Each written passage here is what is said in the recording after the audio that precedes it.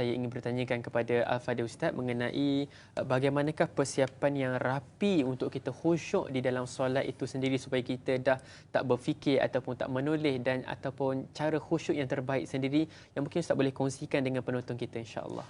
Bismillahirrahmanirrahim. Para penonton yang dikasihi dan dirahmati oleh Allah Subhanahu wa taala, saya nak menambah sedikit perkara yang berkaitan bagaimana cara dan kaedah untuk melahirkan sifat khusyuk ketika kita menunaikan ibadah solat. Selain daripada apa yang saya nyatakan tadi, iaitulah hudurul qalbi, melahirkan keinginan pada hati kita untuk menunaikan ibadah solat tersebut. Yang kedua disebut oleh para ulama tasawuf. Di antaranya seperti mana yang saya sebutkan tadi, catatan daripada Ibn Qudamah Al-Maqdisi yang merupakan kitab ringkasan kepada kitab Ihya Ulumuddin, catatan daripada Al-Imam Al-Ghazali rahimahullah. Baik, antaranya disebut iaitulah at-tafahum li ma'anil kalam, iaitulah memahami bagi makna-makna ucapan-ucapan ayat yang kita bacakan. Daripada bismillahirrahmanirrahim sampai waladdallin, amin. Kemudian diikuti dengan Allahu Akbar, itu apa maksudnya? Doa iftitah yang kita baca apa maksudnya? Ketika kita rukuk, kita baca subhana rabbiyal azimi wa bihamdih, apa maksudnya? Subhana rabbiyal a'la wa bihamdih, sami Allahu liman hamidah. Itu juga perlu untuk kita fahami supaya kita dapat tumpukan. Kan kita kalau tengok baca novel dan sebagainya, kenapa kita seronok? Sebab kita faham. Begitu juga kalau kita tengok TV, movie, apa pun movie, jangan kacau sebab kita nak tengok apa cerita dia.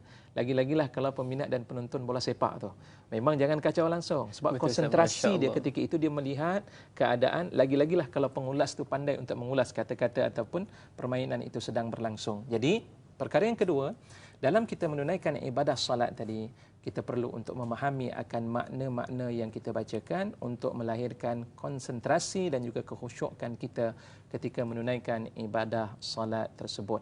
Dan kemudian yang ketiga, yang terakhir yang disebut oleh para ulama di dalam kitab-kitab tasawuf ini, di antaranya kitab Mukhtasar Minhajil Qasidin, itu disebutkan iaitulah at-ta'zimu lillahi wa mahabatuh, ya, iaitulah kita membesarkan dan mengagungkan Allah Subhanahu wa taala, dan juga rasa mahabbah, rasa takut kita kepada Allah Subhanahu wa taala itu perlu kita hadirkan dalam diri kita.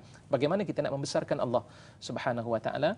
Maka tidak lain kita kena ma'rifatu jalalillah, kena mengetahui tentang kehebatan dan kebesaran Allah Subhanahu wa taala. Allah yang mengatur kita, Allah yang menghidupkan kita, Allah yang memberi rezeki kepada kita. Segala-gala perkara tersebut kita kena lihat dan fikirkan dalam diri kita supaya kita berasa untuk kita membesar dan mengagungkan Allah Subhanahu wa taala. Seperti mana dalam hidup kita ini kita memuliakan seseorang kerana seseorang itu memberikan sesuatu yang berharga dalam kehidupan kita. Bayangkan kita dengan Allah Subhanahu wa taala kerana kita dilahirkan dalam keadaan zero, dalam keadaan kosong, dan Allah yang berikan satu persatu daripada nikmat-nikmat dalam kehidupan kita. Masakan kita tidak mahu untuk membesarkan dan mengagungkan Allah Subhanahu wa taala. Dan yang kedua, kata para ulama, cara kita nak membesar, mengagungkan Allah dan rasa takut kita kepada Allah, iaitulah ma'rifatu haqaratin nafs, iaitulah kita mengetahui akan kehinaan yang ada pada diri kita ini.